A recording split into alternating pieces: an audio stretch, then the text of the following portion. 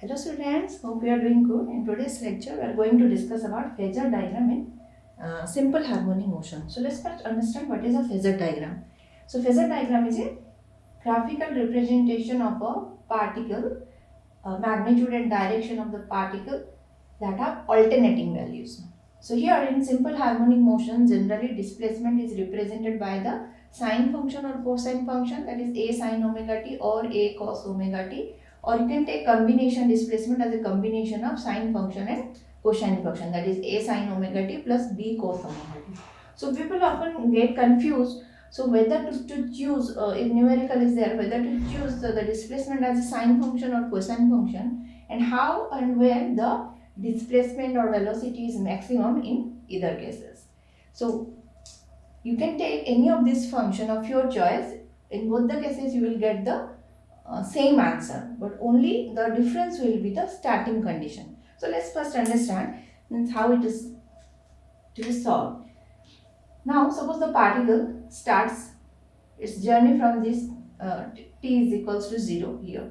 Now keep in mind in which direction the particle is moving, whether it is clockwise or it is anti-clockwise. Suppose this is in the direction anti-clockwise direction. So this is 0, then it will now suppose here the theta, that is equals to omega t, where omega is the angular velocity. Suppose this is equals to 30 degree, that is pi by 6, then suppose 60 degree, pi by 3, then 90, and so on. 120, 150, here this is 180, that is equals to pi, then here 270, now this is 2 pi. One complete rotation, and the time period will be t. To complete one cycle, it will take the time period t, and this t is the at any instant of time where is the particle. So phasor diagram, in phasor diagram, at a particular point you can find out the complete explanation for a particle, means what is its amplitude, what is its phase and velocity and everything. From a single point you can find out everything. Now suppose the particle is at any point over P over here. Say I have drawn here. Suppose at any point the particle is at the point P over here. Now for this point you can either draw a perpendicular distance on the y-axis or can draw over the x-axis. So you will get either x-axis or y-axis, and accordingly a wave function. Now here the y displacement will be a sine omega t. Just apply the simple trigonometry. If this is the angle, that is theta omega t, so this will be theta, and accordingly we will get the y displacement and the x displacement. Y is equals to a sine omega t, x is equals to a cos omega t. Now the particles projection on the y axis will be here like this, and on the x axis will be like this. That means the point start his journey from here. For x axis it is at the extreme position, and for the y axis it is at the mean position. The projection of here is this. So here for y axis you can say the wave function will be a sine function, because it starts its journey from 0, and for sine function sine 0 is equals to 0. So the minimum value for the mean position, the displacement will get 0 only in case of sine omega t, and for maximum at the cos is equals to 0 it will get for cosine function. So if the particle starting at position from the extreme position, then you have to take the wave function as a cos omega t. So here the journey starts from the mean position, that is along the y-axis. Here for x-axis the particle is starting its journey from the extreme position. So at the extreme position the displacement is equals to maximum. Maximum displacement is the radius of the circle, which is equals to a, and which is the amplitude of the wave.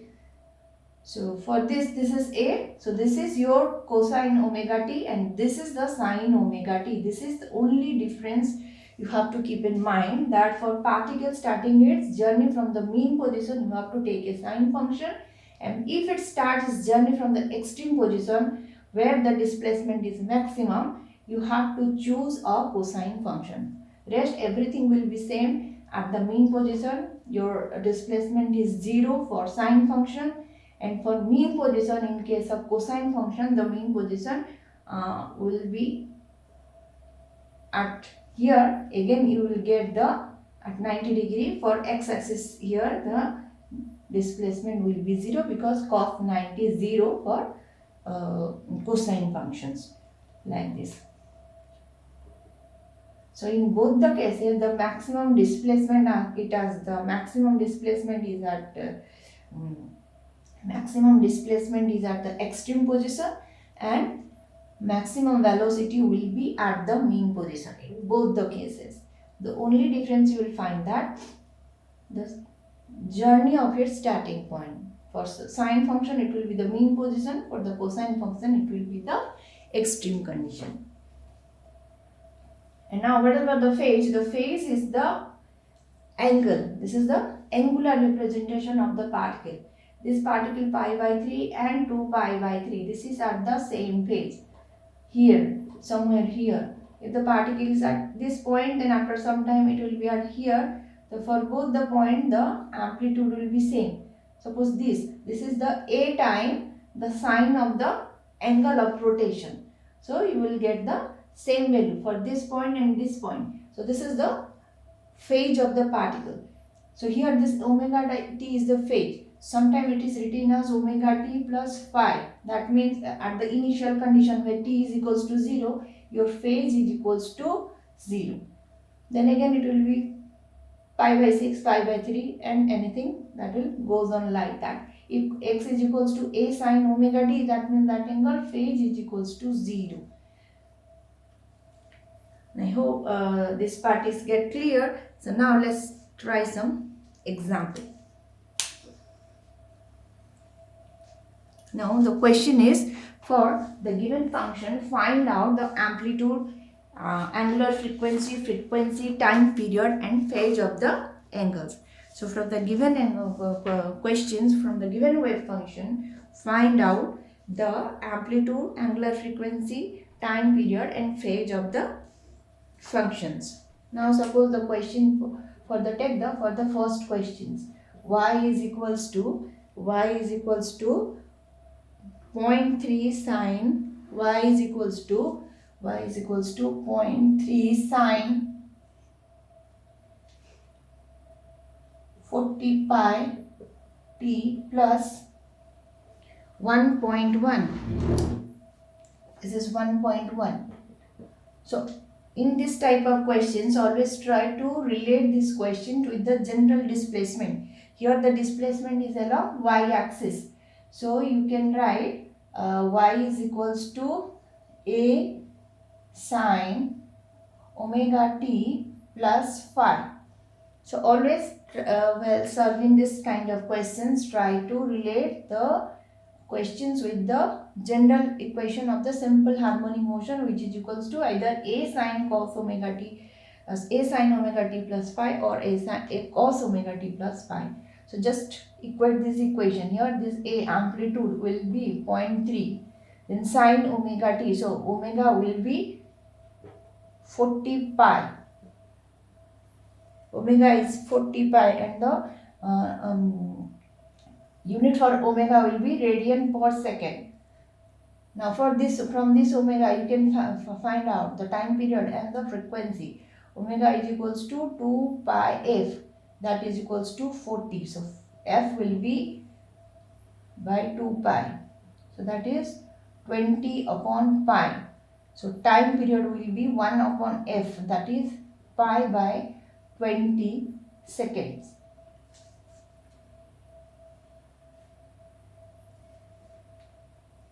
Sorry, this will be 1 pi is missing here. So f is equals to 20 hertz. So this is equals to 1 upon f, that is 1 upon 20 seconds, that is equals to 0.05 seconds. Now for phi, this phi is equal to 1.1. So this is the phase. That means from 0, this is now up to this much. It is phi is equals to 1.1 radian. Now the second question tells us that for this, find out all the information of the particle. That is equals to y is equals to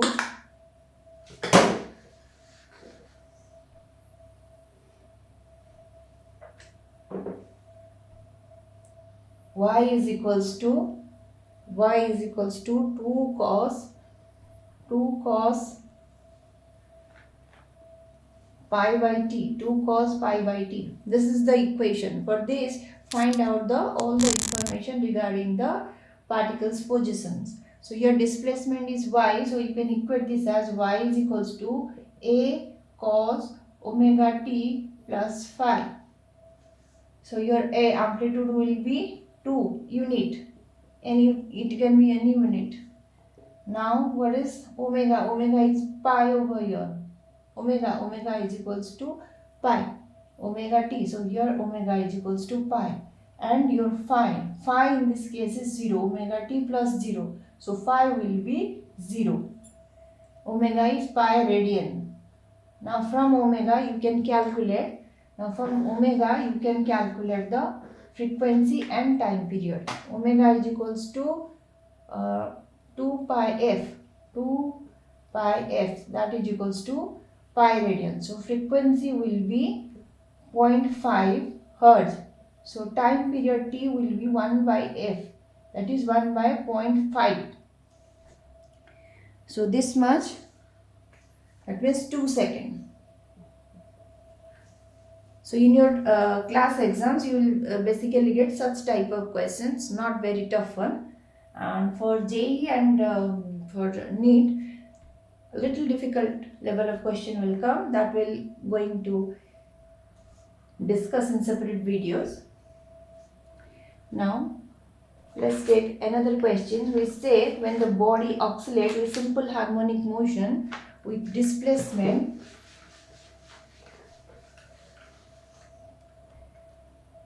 x is equals to 5 cos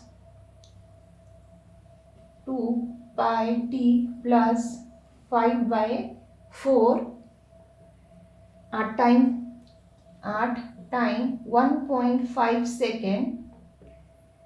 Calculate the displacement, velocity and acceleration. So here you have to take here the displacement x is equals to 5 cos 2 pi t plus 5 by 4. This question given the displacement in the form of this, then for time period t is equals to 1.5 second, find out all the information. So here your omega will be same for a cos omega t plus pi by 4. So omega here will be 2 pi. Here you need to calculate the amplitude, displacement, velocity and omega at time 1.5 seconds. So omega here is 2 pi radian.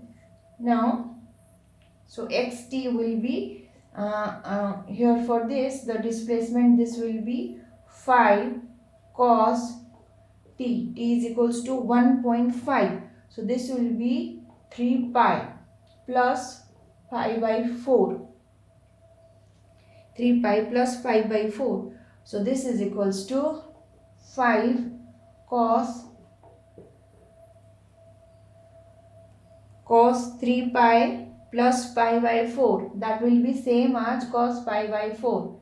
Cos 3 pi plus theta is equals to cos theta. So just put the value of cos pi by 4, which is equals to 0.707 multiplied with 5. That will give you, this is equals to minus 3.5 meter. Okay, now it's given find its velocity and acceleration. Where displacement is given, you can find out the velocity just by differentiating it dx by dt. So just differentiate it and same you can get the value of velocity and acceleration. I'm leaving this for you. Just try this out and try to find out the solutions. So this is all about today's lecture. If you have any doubt, any query, you can write in the comment section. You can personally reach to me. I post my mail ID in the comments in the description box. So feel free to reach out to me. And next lecture we'll try to solve some more numericals on some topic, and we'll try to cover some another topic. So keep watching Physicutor. Take care.